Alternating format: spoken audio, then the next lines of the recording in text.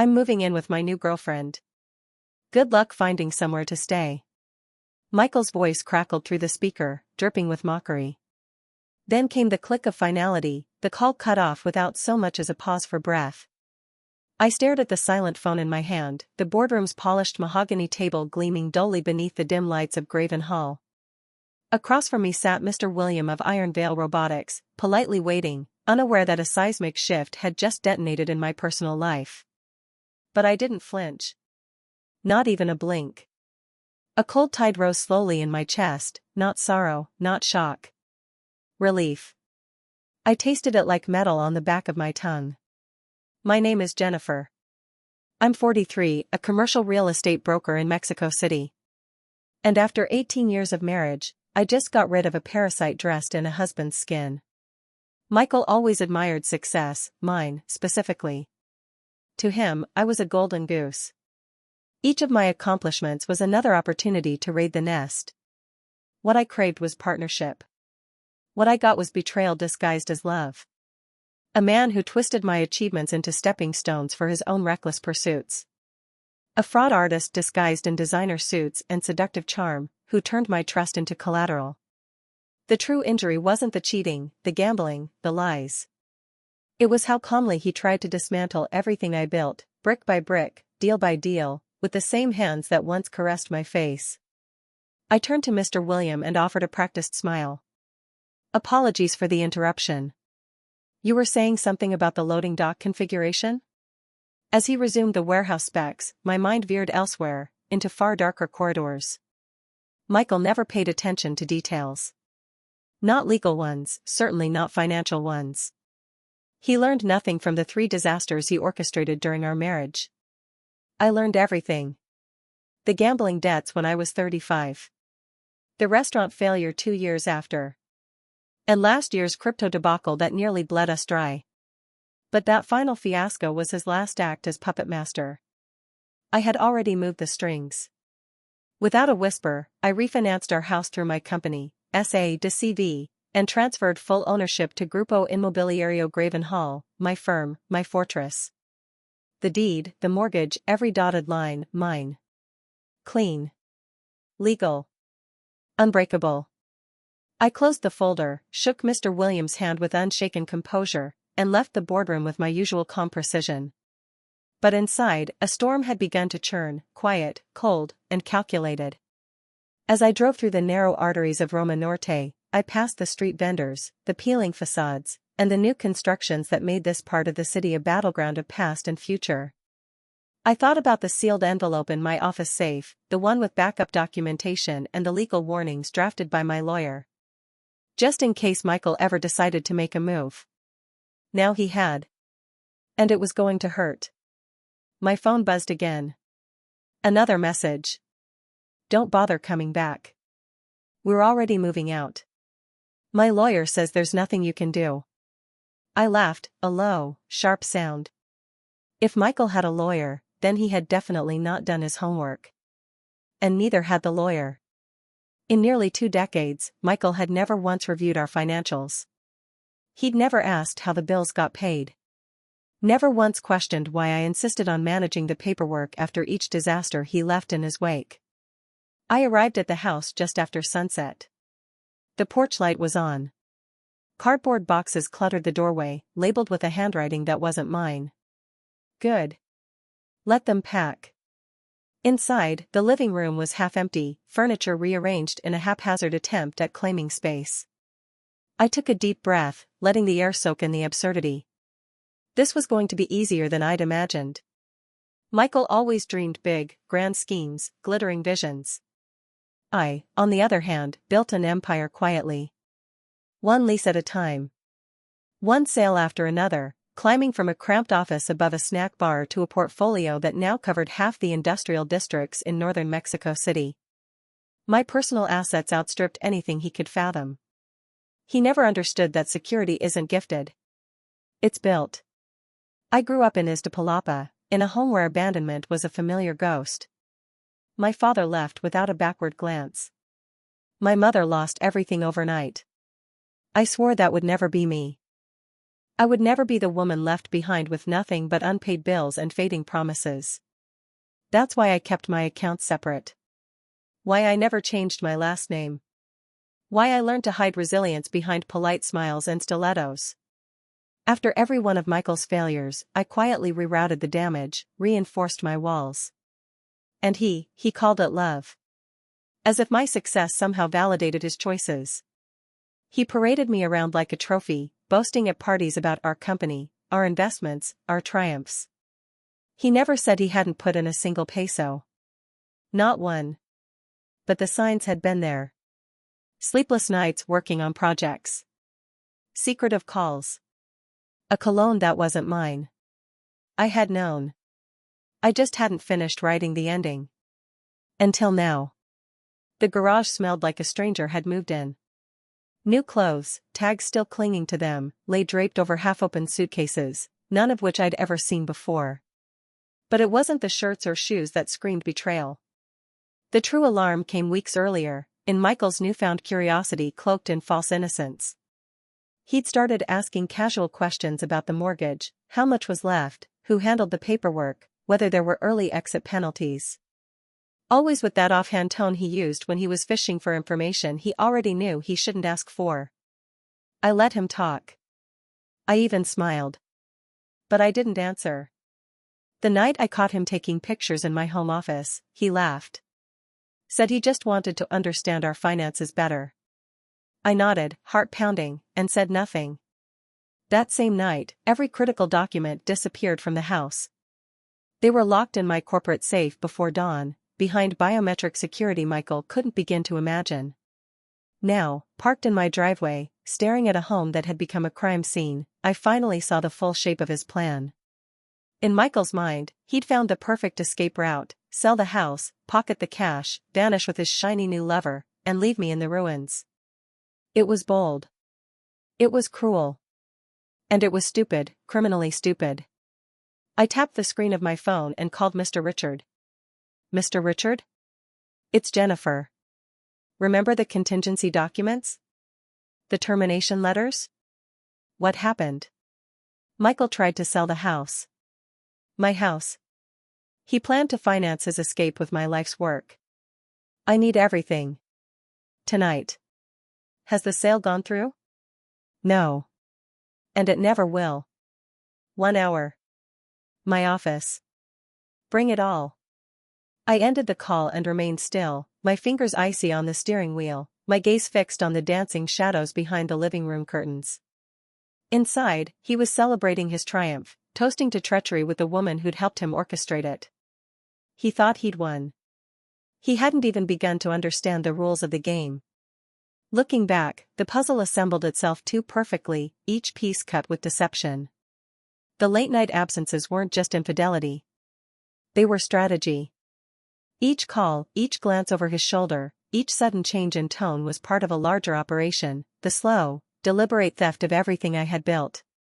3 weeks ago, over dinner, he'd remarked with faux casualness, "You know, houses in this neighborhood are selling for crazy prices. Maybe we should explore options." I remember smiling, thinking it was idle chatter. But he was probing.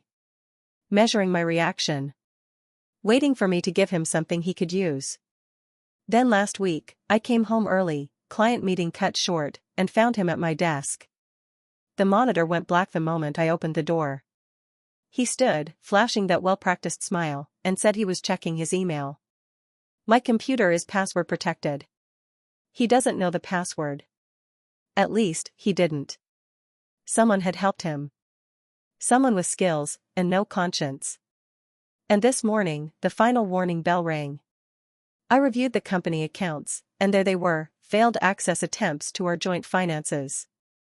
Someone had tried repeatedly to breach our systems.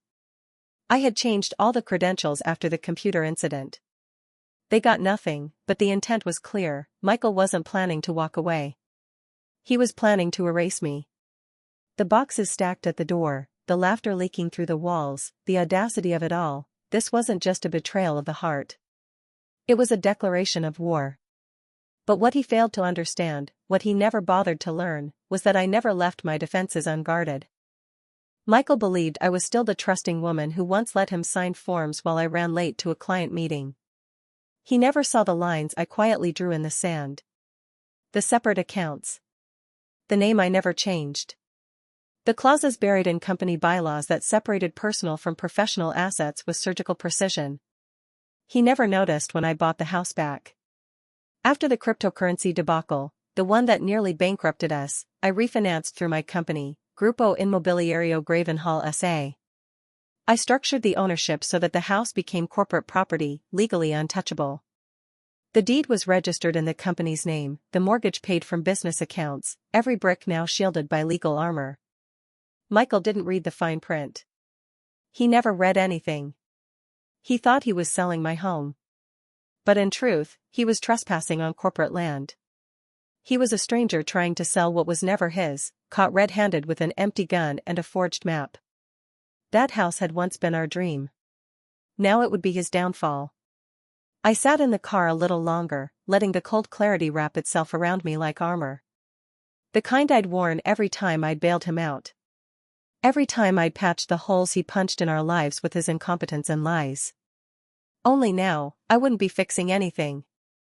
Now, I would be dismantling him. This time, I wouldn't play the savior.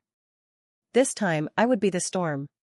Michael was attempting to sell a house that didn't belong to him, to a woman too infatuated or foolish to verify what she was buying.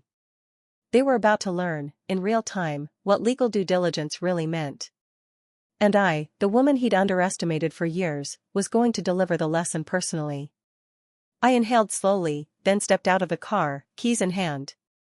My heels struck the pavement with purposeful rhythm, every step infused with the clarity of someone no longer interested in mercy.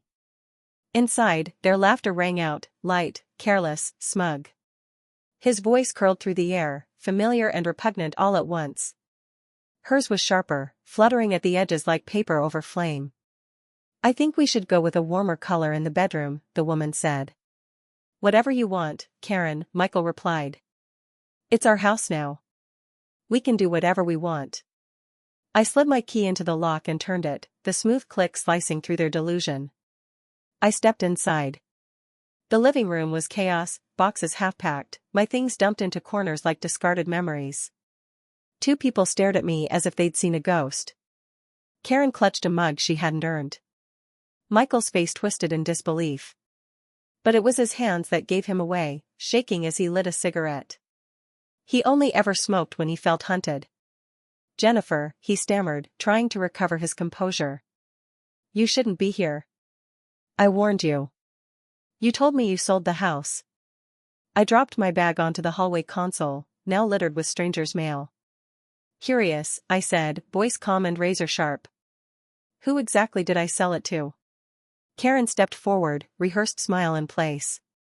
She was younger than I expected, early 30s, maybe, and carried herself with the smug entitlement of someone who thinks she's just inherited the kingdom. "I'm Karen," she announced, as if anyone cared. "Michael's fiancée. We know this is awkward, but the house belongs to us now. I'm sure you can find somewhere else to stay tonight." I studied her. Lip gloss. Oversized ring. Delusions. "Fiancé," I repeated softly, tilting my head. "How touching. And when exactly did this engagement happen?" 3 months ago, she said, beaming as she held up her hand. The diamond caught the light and failed to dazzle. 3 months ago, Michael was in tears in my office, begging for help after his latest financial implosion. Swearing he'd changed. Swearing he was done with gambling, done with schemes. "Ah," I said, a slow smile curling at the corner of my lips. "So the new project wasn't an app or a business. It was stealing my house." Karen blinked. "What?" I turned to Michael. "And when exactly did this magical sale take place?" He squared his shoulders, trying to reclaim lost ground. "Yesterday. The papers are signed. The funds have been transferred. It's done, Jennifer. You need to move on." I crossed the room to the kitchen island, where documents had been laid out in a parody of professionalism, contracts, forms, and what appeared to be a falsified deed. Someone had gone to great lengths to make the performance convincing. Impressive, I murmured, flipping through the pages. Very thorough forgery. Karen chimed in before I could ask. Sunset Properties.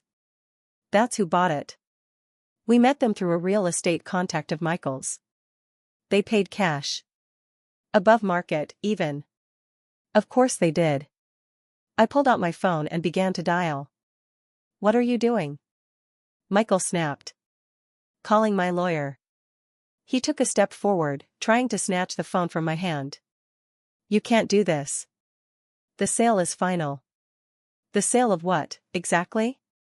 I said, stepping away from him without looking up. Yes, Matthew, stay on the line. I need to connect with the property registry. There's been an attempted theft. Karen paled.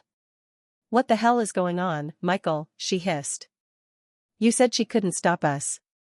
I can't, he muttered, though his voice was brittle now, cracked glass pretending to be steel. Everything's in order. Perhaps the papers look legitimate, I said. But there's one problem, you can't sell what isn't yours. I tapped the speaker icon just as Matthew came on the line. Jennifer, I have the property registry office with me. According to official records, the property located at Avenida Monteverde 427 has been legally owned by Grupo Inmobiliario Gravenhall S.A. for the past 2 years. No transfers. No liens. No sales pending. Silence dropped like a hammer. Karen's face cycled through disbelief, confusion, and finally, rage. Her jaw clenched. Her voice cracked. What the hell are you talking about? She turned to Michael, seething. You told me this was your house. It is, Michael insisted, voice trembling now. We're married. What's hers is also mine. I tilted my head. Actually, I said, voice soft as silk and sharp as a scalpel, we're married under separation de biens. Legally, what's mine has never been yours. Especially not this house. It's corporate property. And unless you've become a shareholder of my company in secret, Michael, you've committed attempted fraud. Karen backed away as if the floor itself had turned to fire beneath her stilettos. Michael's cigarette shook in his hand, ash falling in silence. This wasn't a sale, I said, walking toward the door. It was a failed heist. And unfortunately for you both, you're not the first to mistake my silence for weakness. But you will be the last. I didn't look at Michael when I spoke.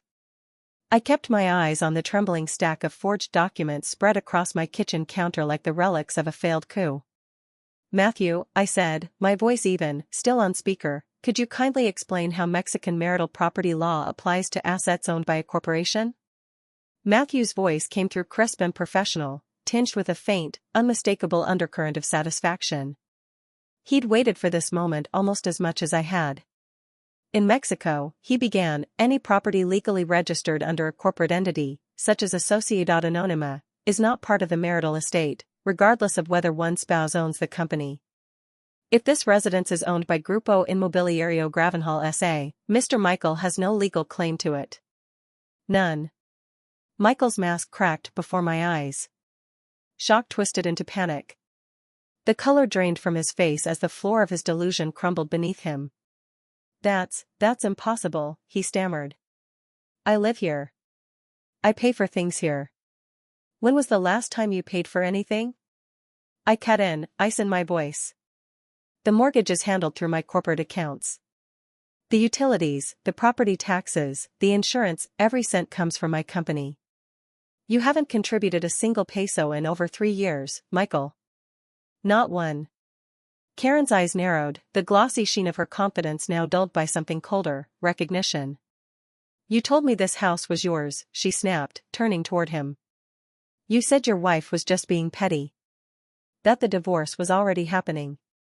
Divorce? I repeated, raising an eyebrow. How curious. Michael, you forgot to mention that you never filed. No petition, no notification. Nothing. Just a secret plan to forge my signature and disappear with my property. Michael swayed slightly, like a man realizing too late that the parachute he packed was full of holes. Fraud. Not just betrayal of the heart, but of the law. Real estate fraud. And he was knee-deep in it. Matthew's voice returned, punctuating the silence. Jennifer, I also checked the documents for this so-called sale to Sunset Properties. There's no company by that name registered in Mexico. The tax ID listed belongs to a landscaping service in Puebla, closed down 5 years ago. Karen paled as her gaze dropped to the counter. It's fake, she whispered. All of it. Fake documents. Fake company. Fake sale, I confirmed. The only real thing in this room is the crime Michael just committed by forging my signature. Michael's bravado crumbled in earnest. His voice cracked. Jennifer, wait. We can fix this. Please. I just made a mistake. I tilted my head. You made several. You didn't just lie, you fabricated an entire transaction. You forged legal documents. You attempted to steal a property worth over 10 million pesos. And you did it by deceiving both me and her. Karen began edging toward the door, her posture tight with shame. I didn't know, she said quickly. He told me it was his. That the sale was real. I thought everything was legal. Did you contribute any money to this purchase? I asked. She froze. That was answer enough. Likely she had wired money for the deposit or closing fees, funds that had probably gone straight into Michael's pocket. A fantasy sold at a premium. I stared at the two of them, my soon-to-be ex-husband and his unwitting accomplice. Their delusion had collapsed. Now came the sentencing. Here's what's going to happen, I said, voice low and absolute. You're both going to get out of my house. Immediately. Take your boxes, your forged papers, your lies, and that cheap ring with you. Karen straightened. And where exactly are we supposed to go? I didn't blink. Not my problem anymore. But I'd move quickly. In an hour, I'll be filing formal criminal charges for fraud, forgery, and attempted robbery. How long you stay out of jail depends on how fast you pack. Michael opened his mouth to protest, but Matthew's voice cut him off clean. Mr. Michael, he said sharply, I strongly advise you to contact a criminal attorney. Tonight. It landed like a gavel. The room shifted. For the first time in a long while, they understood. Truly understood. Michael's eyes darted, wide with dread. His shoulders sank as reality descended like a noose. He had destroyed himself, and only now realized the wreckage wasn't figurative. Jennifer, he whispered, crumbling. Please. Don't do this. We were married 18 years.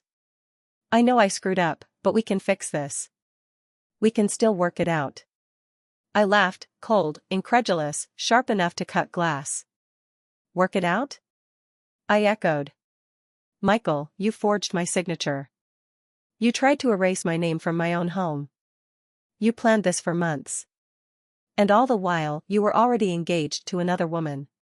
His mouth opened, but no words came. Karen said nothing. She just stood there, stunned, betrayed by the man she thought had offered her a new life. They had underestimated me. They thought they could steal from me and walk away clean. But revenge, like real estate, is all about location and timing. And this? This was the perfect time. Tell me, Michael, what part of all this do you imagine can still be fixed? He said nothing. But I could see the question twist in Karen's eyes, the flicker of calculation as she quietly assessed her own legal exposure. Smart woman. Pity she'd hitched herself to someone so clumsy with both love and the law. Michael's gaze darted to the forged documents on the counter. Something snapped inside him, desperation dressed in bravado. He lunged toward them. The documents, he said hoarsely. If we destroy them, there's no proof. Matthew, I said into the phone without turning. Can you explain the matter of the copies? We already handled that, he replied, calm and cool as ice water. We photographed every document. And more importantly, the fraudulent transaction was registered at the Public Property Office this morning. There's now a permanent legal record. A digital trail. And it leads straight to Mr. Michael. Michael collapsed against the counter, gripping its edge like it might keep him from sliding into the abyss he'd dug for himself. His breathing was shallow, panicked. How? He whispered, voice cracking. How did you find out so quickly? I didn't find out, I said, watching him. I prevented it. His confusion deepened. 2 years ago, I continued, after your crypto disaster, I transferred the house into my company's name. I've been insulating myself ever since your third major financial collapse. I wasn't expecting this exact betrayal, but I wasn't going to let your recklessness take me down again. The truth hit him with the full force of consequence. I saw the recognition dawn. This wasn't just a failed scam. This was the end. You were planning this, he said, his voice shrill. You were waiting for me to. I wasn't waiting for anything, I cut in. I was surviving. You turned every mistake into a weapon, Michael. I just made sure I stopped handing you the ammunition. Finally, Karen found her voice. It was cold and sharp now, stripped of all pretense. The money I gave you, for the down payment, she said quietly. Where is it? He didn't answer. That was enough. Her eyes narrowed. You spent it, didn't you? Michael lowered his head, shame spreading across his face like rot. Yes, he admitted. It's gone. The ring. The new apartment deposit. But I can pay you back, I just. With what? She snapped. You don't have a job. You don't own anything. And now you've committed a felony. How exactly do you plan to pay anyone back when you're in prison? She grabbed her purse and stormed toward the door. It's over, she hissed. I'm not going to jail for your lies. Karen, wait. Michael shouted. We can work this out. But she was already gone. Her heels pounded down the driveway, a car door slammed, and moments later I heard the engine fade into the night. Silence returned. Michael turned to me. The defiance was gone. All that remained was fear and a broken kind of pleading. She's right, he whispered. I have nothing left. The money's gone. If you press charges, I'll go to prison. That's usually what happens when you commit crimes, I said calmly. He stepped toward me. Jennifer, please. Don't destroy my life over this.